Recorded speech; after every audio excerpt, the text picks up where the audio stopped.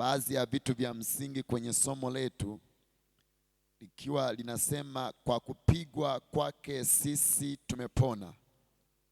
Na tulianza kwa kuona angalau kidogo maana ya neno tumepona. Ndipo tukasema ya kwamba ni hali ya kuwa tumesalimika au kuwa katika asili yetu ya mazuri na mema kama ambavyo muasisi wetu Mungu alivyotufanya. Kwa hiyo kupigwa kwake kunafanya sisi tupone, na kinyume chake ilitakiwa iwe hivi: kwa kupigwa sisi tumepona. Ilitakiwa iwe hivi sasa: kwa kupigwa wewe au mimi ndipo ningepona. Kwa sababu tumeona ikiwa tuliponywa kwa sababu kuna mtu alipigwa, maana yake ni kwamba asingepigwa yeye, wewe ndiye ungepigwa, kwa sababu kilichokuwa kinalengwa ni kupona. Na ndiyo maana jana nikatamani sana ni kuelezea kwamba kupona kwako katika masuala mbalimbali. Inaweza ikawa ni masuala ya kiuchumi, inaweza ikawa ni masuala ya kimahusiano na kwenye familia au kwenye huduma au kimagonjwa. Hatuponi kwa sababu tumeomba sana. We are not saved because we are more prayers. Hatuponi kwa sababu sisi ni waombaji sana, bali tumepona kwa sababu Yesu alipigwa. Maana yake ni kwamba Yesu amekuja duniani kufanya nafasi ya mwanadamu. Ni mfano wa mchezaji wa mpira wa mguu ambaye anacheza namba 6. Muda mwingine anaenda kushika namba 2 kwa ajili ya kufanya nafasi ya yule mtu pale atakapoonekana amepwaya. Utamwona namba 6 anatoka katika namba yake na kwenda kukaa katika ile namba, kwa sababu yeye namba 2 amekosa nafasi, maana yake haitendei haki nafasi yake. Bwana Yesu ndiye aliyepigwa ili wanadamu wanaoishi Shinyanga wapone kansa, ili wanadamu wanaoishi mabara yote 7, bara la Afrika na nchi zake 54, bara la Ulaya na nchi zote 43, bara la Asia nchi zote 48, bara la South America nchi zile 12, North America nchi zile 23, bara la Australia 14 na mabara ya Atlantika. Wote watu wanaopatikana katika haya mabara 7 waliponywa na Yesu kwa sababu alipigwa kwa ajili yao. Na ndiyo maana baada ya tukio hili ambalo Bwana Yesu alilifanya miaka 2000 iliyopita, ndipo likatoa kibali kwa kila mwanadamu ambaye ataamini juu ya kupigwa kwake, na yeye anakuwa amepona magonjwa ya kila aina, ambaye anakuwa ameponywa hata kansa, ambaye anakuwa ameponywa hata ukimwi, ambaye anakuwa anaponywa hata ugumba wake, kwa sababu tu tukio la mara moja ambalo Yesu alilifanya. Siku ya jana nikakuelezea kwamba tunapokuwa tunajadili juu ya kuponywa kwetu kuhusiana na yule aliyepigwa, ni vizuri kwanza pia tujue sifa zake. Na ndiyo maana jana nikakupa sifa namba 1 ya huyu aliyepigwa, ambapo tulisema ni mtu ambaye alikuwa ni mfalme mwenye sifa za maajabu. Alikuwa ni mfalme mwenye sifa za maajabu. Sifa za maajabu maana yake ni kwamba yeye angali akija hapa kupigwa kwa ajili yako, hakuja hapa kutafuta cheo wala jina, ila alikuja hapa akiwa amejivua ufalme na anapokuwa anajivua ufalme ili kuendana na tamaduni na jamii. Na ndio maana Waisraeli waligoma, wanagoma na watagoma ya kwamba Mesaya bado hajaja. Walitarajia ya kwamba atashuka kwa namna ya ajabu, lakini akaja kwa namna ambayo hawakuelewa. Kitabu cha Isaya sura ya 9 mstari wa 6, kama vile tulivyosoma ile siku ya jana, kinachosema kwamba kwa maana kwa ajili yetu tumepewa mtoto mwanaume amezaliwa kwa ajili yetu, ambaye uweza wa kifalme utakuwa begani mwake. Ni Mungu wa ajabu, Mungu mwenye nguvu, Baba wa milele, mfalme wa amani. Lakini pia tukakupa kithibitisho kingine. Wale Wayahudi walipokuwa wanamcrucify, kwa maana ya kumsulubisha Bwana Yesu, walitafuta kibango wakabandika, baada ya kumtundika msalabani, Yesu Kristo mfalme wa Wayahudi. Manake hata hawa crucifiers, wasulubishaji, angali wakimsulubisha Yesu, bado walijua ya kwamba ni mfalme. Baada ya Yesu kumpeleka msalabani, ule ushetani ndani mwao ukawa umewatoka, wakabakia na ufahamu wa kawaida kusema ya kwamba tumesulubisha kumbe jamaa aliyekuwa ni mfalme. Kwa hiyo wakaandika title ya appreciate, ya kumtukuza Bwana Yesu. Sasa nikakuelezea pia zaidi, mfalme lazima awe na sifa bainishi, na mfalme namba moja lazima awe na mamlaka ya kifalme iliyoko juu yake. Na ndio maana Bwana Yesu alikuwa anakutana hata na watu walio na mapepo, hakuwahi kuwaombea wala kuongea neno, lakini kwa sababu waliiona ile mamlaka ya kifalme na ufalme wake ambao ulikuwa uko juu ya falme zote duniani, kama ambavyo nimekutajia mabara 7 katika hii dunia. Alikuwa anaonekana, unajua, walioko katika ulimwengu wa kiroho, wao wanaweza wakajua ya kwamba ni nani ni mkubwa na ni nani sio mkubwa. Bwana Yesu asifiwe sana. Kwa maana hiyo sasa, Bwana Yesu alipokuwa akikutana nao, alikutana nao katika namna ya kibinadamu, lakini wao wakamdetect kwa namna ya kiroho. Kwa sababu gani? Kwa sababu ndani yake alikuwa na mamlaka ya kifalme, na mamlaka ya kifalme inakaa ndani ya mfalme. Lakini jambo la pili, katika ufalme lazima kuwepo na ulinzi wa kifalme ambao unaambatana. Na ndio maana akija Daktari Samia hapa, utashangaa majeshi yote yamemzunguka na yanamlinda yeye, kwa sababu yeye ndiye amri jeshi mkuu. Bwana Yesu naye ni mfalme mwenye jeshi lake. Na ndio maana waliokuwepo jana jioni nikawaambia kwamba sisi wana wa ufalme, ambao ni sifa ya tatu ya ufalme, tunalo jeshi ambalo linatulinda wakati wowote ule, angali sisi hatujijui. Na ndio maana sasa kuna mtu mmoja ambaye alioneshwa na Elisha, akaoneshwa cha kwanza akaoneshwa magari ya moto. Ni jambo la ajabu sana, ambapo kitu hakijawahi kuwepo duniani.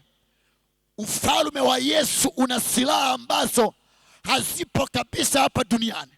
Alioneshwa jambo la ajabu sana, akaoneshwa magari ya moto ndo ulinzi. Yani you can imagine kama lile gari pale iwe ni EST au iwe ni Range Rover, sasa inakuwa ina moto na ndio ulinzi sasa huo. Kwa hiyo haya magari yana kazi namba moja ya kuambatana na mfalme, ya kuambatana na wana wa kifalme. Na ndio maana sisi wana wa kifalme hatulogeki iwe ni kwa dawa za Kisukuma au ni kwa majini ya Wachaga au ni kwa uchawi wa Sumbawanga au ni kwa ushirikina wa Gamboshi, hatuwezi tukalogeka. Hata kama patakosekana kila aina, tutawaambia kwamba tunaenda kuhubiri na wala hawatatuloga, kwa sababu tunalindwa na vitu vya ajabu sana. Yaani unaweza kufikiria magari ya moto ambayo ndio yanatembea na watu walioko Shinyanga Ebeneza, yanayowalinda juu ya adui Shetani, yanayowalinda juu ya Lucifer anayetafuta mioyo yao kuwateketeza. Na ndio maana unaweza ukaona mida mingine kana kwamba hakuna matatizo katika moyo wako, lakini ukweli ni kwamba hako kaimani uliko nako juu ya Yesu ndo kanakupa upendeleo. Na ndio maana unashangaa unalindwa na magari. Siku moja pia nilishangaa, unapotembea hivi wewe unajiona tu ni kawaida, lakini unapotembea wewe unaambatana ule ufalme. Nikiwa katika huduma sehemu fulani, nilipokuwa tunafanya huduma, baada ya hapo, kwa sababu ilikuwa muda umeenda sana na watu wanaingizwa kanisani, wale Mungu aliokuwa anawafungua. Sasa tulipokuwa tunaingia tu hivi, yule mwenye pepo akakimbia, akasema yule anakuja ana moto. Akanikimbia akasema hapana, anakuja ana moto. Lakini nikijitazama sina moto wala ganda la kiberiti. Nikijitazama nimebeba shati tu, wala sijabeba upanga wa aina yote ule. Lakini leo hii nimeelewa ya kwamba wana wa kifalme tuna silaha za moto ambazo hata mapepo wenyewe wakiyaona lazima wanaogopa. Na ndio maana hatuhitaji tu kukemea pepo. Sometimes we don't need to rebuke demons. Ule ufalme unaotembea pamoja na mapepo lazima anapiga magoti na kuelewa ya kwamba hawa ni wafalme. We are the son of kings. Sisi ni watoto wa kifalme. Naomba utembee na hii koti. Usiogope maeneo waliosema ya kwamba kuna wachawi. Usiogope hata kidogo. Kwa hiyo basi, naomba sasa kwa leo uniruhusu niende katika sifa nyingine ya yeye aliyepigwa. Sifa ya pili nayo inasema ujio wake ni wa maajabu. Ujio wake ni wa maajabu. Kumbuka, ninatamani sana in the beginning of my teaching, mwanzoni mwa fundisho langu, nikuelezee kwanza sifa za huyu aliyesulubishwa. Baada ya hapo, ili uwe na msingi wa kutosha kuyavamia malango na mageti ya kuzimu, ili kutangaza uponyaji katika jina la Yesu. Sifa ya pili, ujio wake ni wa ajabu sana. Kitabu cha Mathayo sura ya 1 mstari wa 23 imeandikwa, tazama bikira atachukua mimba, naye atazaa mwana, naye watamwita jina lake Immanueli. Immanueli, yani Mungu pamoja nasi. Sasa naomba tufanye mdahalo, theological debate, mdahalo wa kisiolojia. Biblia inapozungumza juu ya mambo ya Yesu ni mambo ya ajabu sana. Tunaanza kuambiwa hapa bikira anachukua mimba, jambo ambalo aliwezi likaingia akilini. Na ndio maana tunapotaka kujua sifa za mwenye amepigwa, lazima ndani mwako kama umetulia utawaza sana. Bikira anachukua mimba. Sasa ni jambo la kufanya hivi. Biologically, katika aina za uzalishaji, reproduction, tuna aina kuu mbili. Kuna aina inayoitwa sexual reproduction na asexual. Ile sexual ni yule ya kiumbe dume kukutana na kiumbe jike kimwili, baadaye ndo wanazaa. Asexual ni kama ambavyo miti inafanyaga. Sasa unaweza ukashangaa mbegu zimehama kwenda sehemu nyingine, uchafuzi, baadaye sasa ndivyo anatokea kiumbe mwingine. Sasa katika hizi aina mbili ambazo dunia tumezizoea, Yesu yeye akatokea na namna yake ambayo haipo kabisa, wala hajawahi kufikiriwa kuwepo. Mwanaume akaja akabeba umbo la, yani akakaa ndani ya umbo la mwanamke, amekaa yeye mwenyewe. Kitaalamu wanaita incarnation. Incarnate, that maana yake ni uungu kubeba mwili wa mwanadamu, unakaa miezi 9.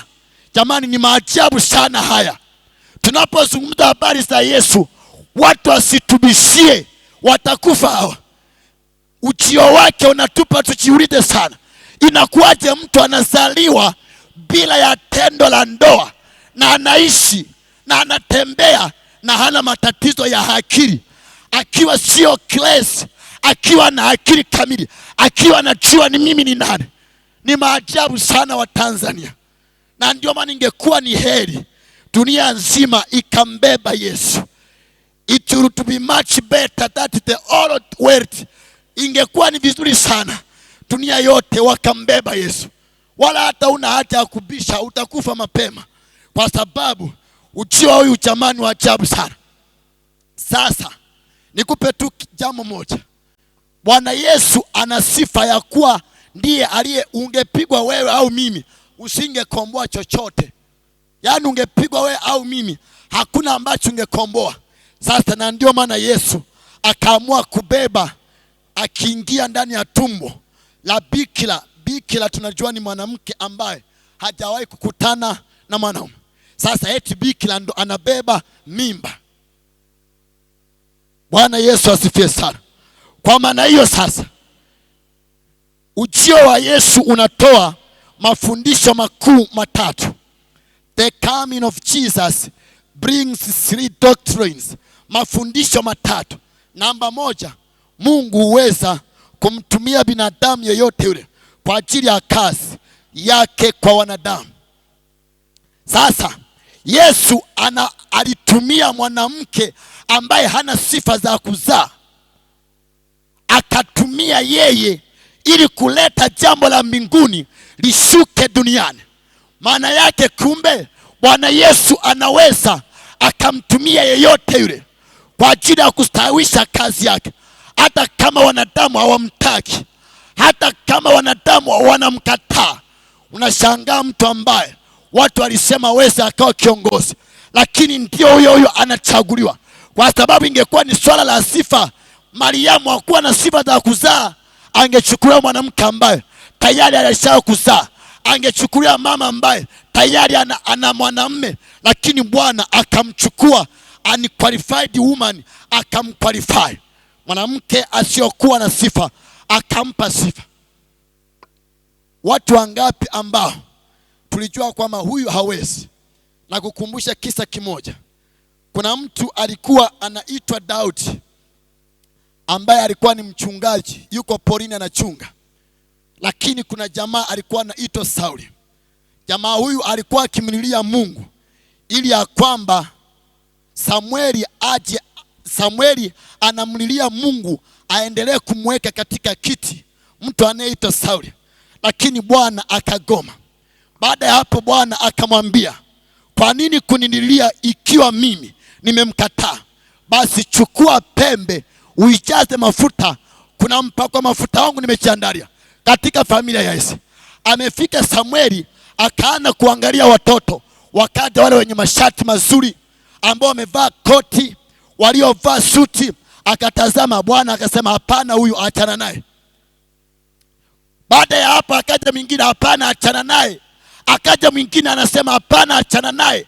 Akaja mwingine anasema hapana achana naye. Anasema sasa nakuacha. Bwana akamwambia, kuna mtu mmoja yuko machungani, Daudi, hebu mfuate.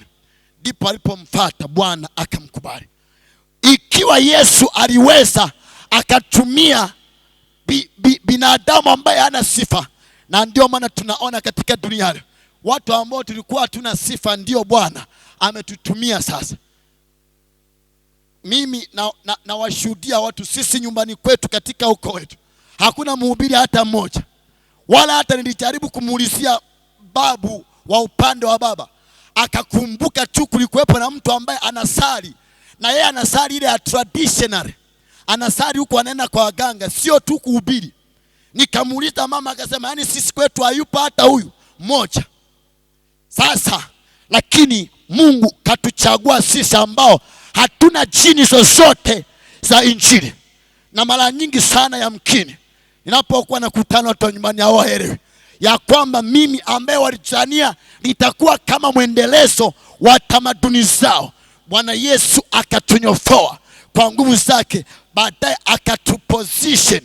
Maana yake ni kwamba hata wewe leo hii Bwana Yesu ninaomba akakutumie, akaitumie familia yako, akatumie watoto wako ambao wamedharaulika na kuonekana hawana sifa hata moja, ambao wameonekana ya kwamba hawawezi wakafaulu shule, hawawezi wakapata kazi nzuri, lakini Bwana akatumie ule mlango aliyotumia kwa Mariamu, binti aliyekuwa bikira, akabeba uungu ndani mwake. Baadaye dunia nzima inashangilia na kumtukuza Bwana Yesu. Nataka niongee na wewe asubuhi ya leo, sio swala la kulaumu tamaduni. Na ndio maana watu wanaposema eti mambo haya yanaendanaga kiuko, hapana, ni swala la Mungu nani kamchagua. Mimi nimekupa huo ushuhuda, hakuna hata mmoja ambaye alijua nitakuwa katika hii hali. Yamkini hata mimi sikujua ya kwamba siku moja nitapata upendeleo, lakini Bwana Yesu anatustahilisha wala ambao hatukuwa na qualification, ambao hatukuonekana tunaweza, ambao tumetokea mavumbini kabisa, akatukokota tukiwa tunatembea, ananyanyuka pamoja nasi mpaka tunakuwa kama mbegu ya mti wa haradali, ambao ni mbegu ndogo sana, lakini inapochanua inachanua, baadaye inakuwa matawi makubwa, ambapo ndege wanakuja, wanaruka juu, wanashangilia. Mti ule unatoa kivuli kilicho kizuri sana. Bwana akubariki sana. Naomba tusimame sasa. Naomba tusimame sasa ndugu zangu. Kama kuna mtaalamu wa mic akaniongezee sasa, sababu amenibania sana. Naomba tusimame sasa. Katika jina la Yesu Kristo aliye hai, katika jina la Yesu Kristo wa Nazareti, naomba sasa asubuhi ya leo tunaenda kumwambia Bwana Yesu ya kwamba kama vile ujio wake ulivyokuwa ni wa kiupendeleo, ujio wake ulivyokuwa wa kiupendeleo, ambavyo ulikuwa haufanani kabisa na vile dunia tulivyotarajia, ya kwamba mwili wa binti ambaye hana sifa, basi akatumie hiyo kigezo kwa ajili ya kuboresha familia zetu. Mtaji wako ambao unaonekana hauna sifa ya kukufikisha mahala fulani, Bwana Yesu akaingie ndani ya huo mtaji, maeneo ambapo ulionekana hauna sifa. Naomba sasa uniongezee baba vizuri, kae vizuri. Naomba sasa uniongezee vizuri. Hapo watu wa mic tushike hapa. Watu wa mic tuimbe dakika moja hapa. Tamani tumalize on time.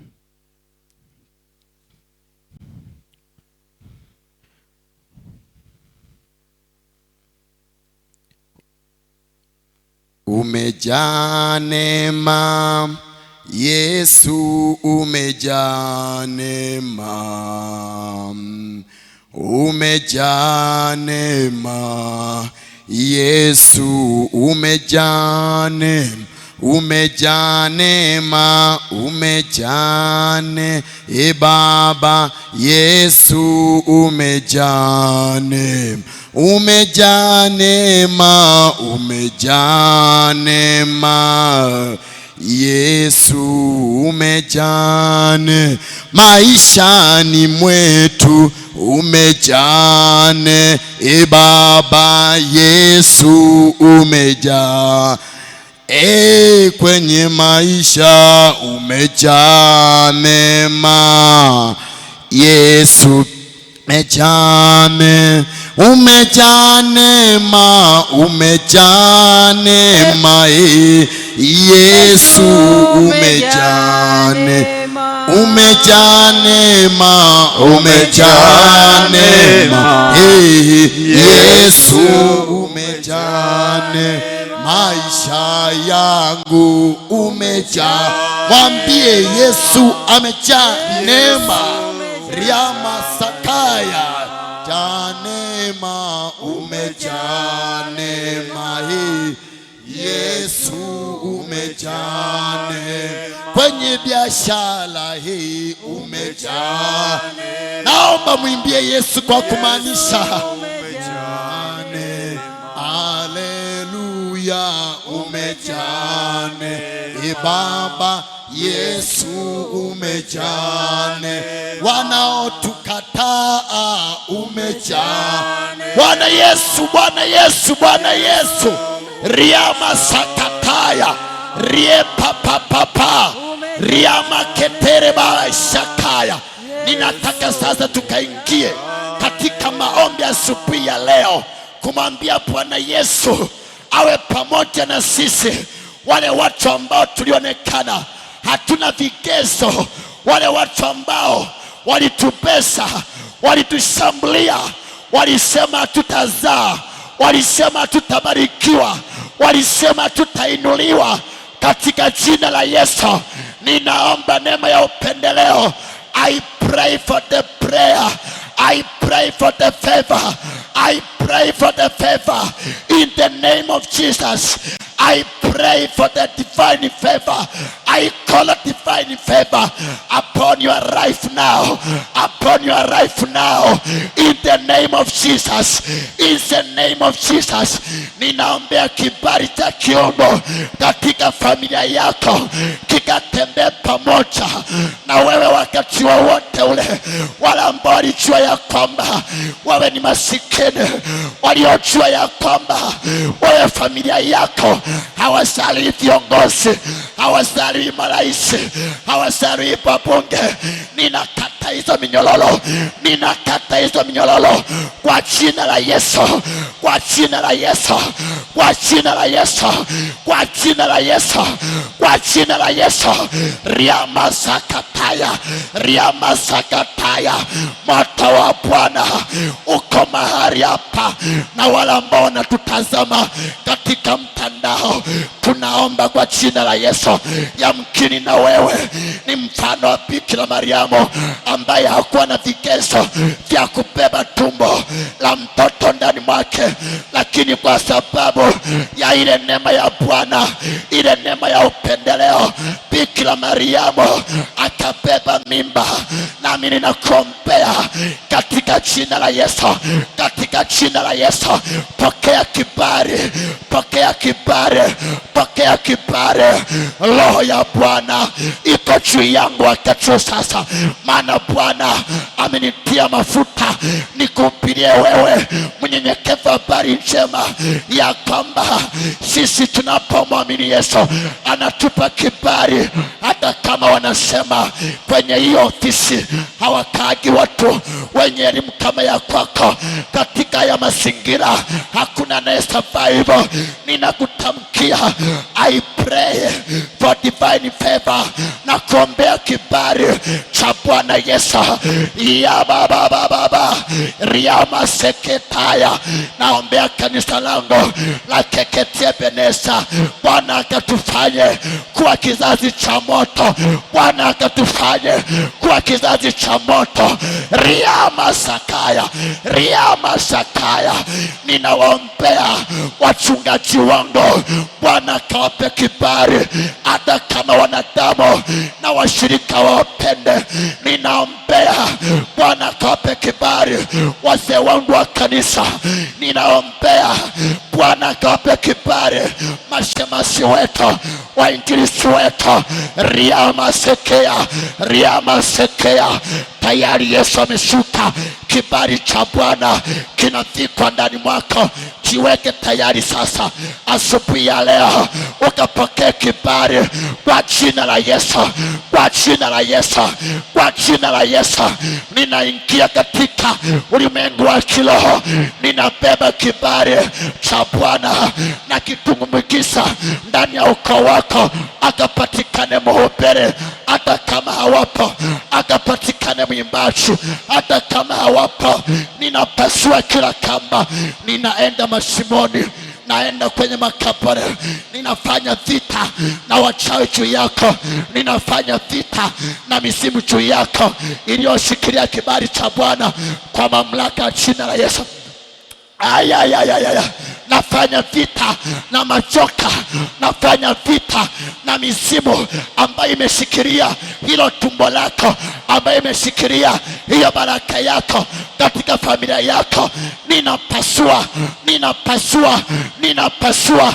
Ninabeba mwali wa moto, nabeba mwali wa moto, ninageuka, ninakuwa radi za moto kwa jina la Yesu, kwa jina la Yesu.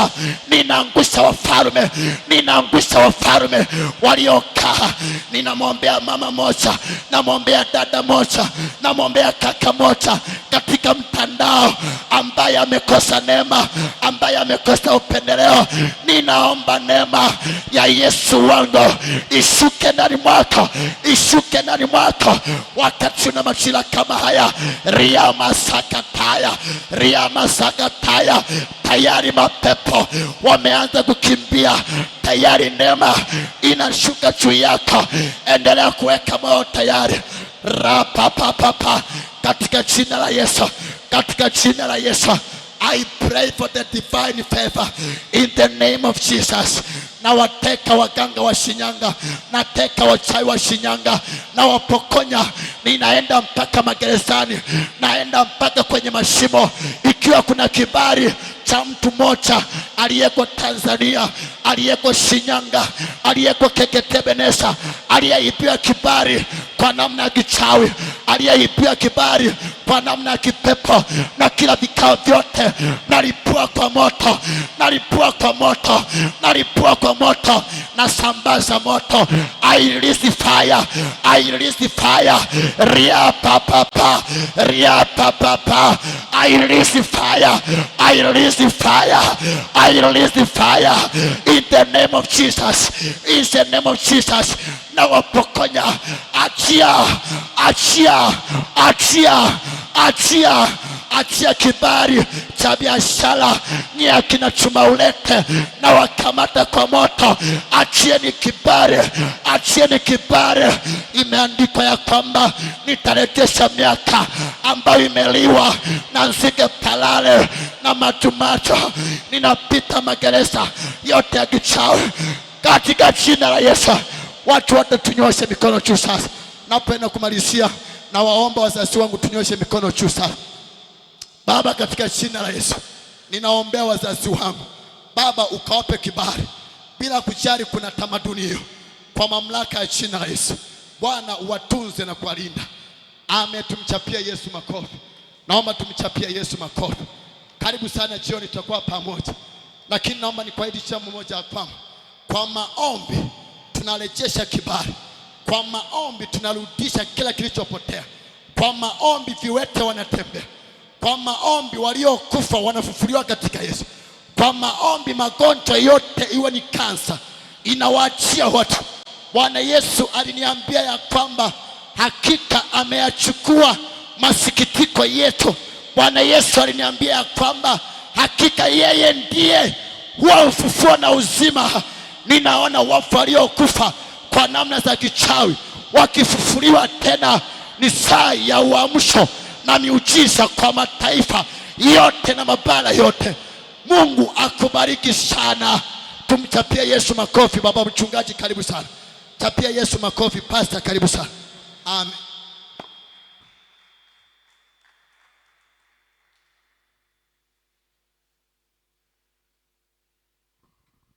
Bwana Yesu asifiwe. Mungu akubariki mtumishi wa Mungu kwa ajili ya ujumbe wa neno lake asubuhi ya leo. Kamata sadaka yako, tuende mbele za Mungu kwa kuombea sadaka. Kamata sadaka, tukamwambie Mungu haibariki. Baba, kwa damu ya Yesu na kwa jina la Yesu, asante kwa asubuhi ya leo. Asante kwa jinsi ulivyomtumia mtumishi wako kutoa ujumbe wa neno lako. Asante kwa Roho yako Mtakatifu aliyemtumia. Naomba neema yako izidi kwa juu yake. Imtunze, umpe upako maradufu. Asante kwa ajili ya watoto wako uliopa kibali cha kuingia madhabahuni pako asubuhi ya leo. Mikononi mwao wameshika sadaka kwa ajili ya kurudisha sifa na utukufu na kusema asante kwako. Baba, sadaka hii walioshiriki ni kwa ajili ya utukufu wako, ya kusema kwamba Mungu wewe ni kiongozi, ni njia, ina kweli katika maisha yao. Fungua macho ya kiroho, wape neema, wape njia zote za mafanikio kila walitendalo wakafanikiwe. Wafanikiwe katika biashara zao, wafanikiwe katika mashamba, wafanikiwe katika mifugo, wafanikiwe popote watakapokuwa.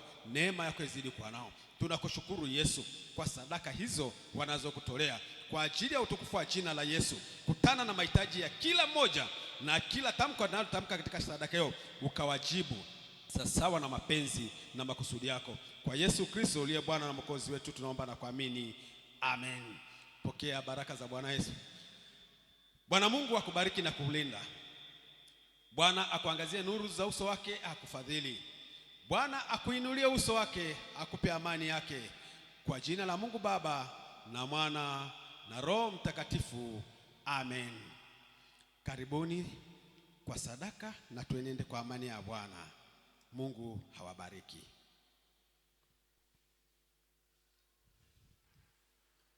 Liko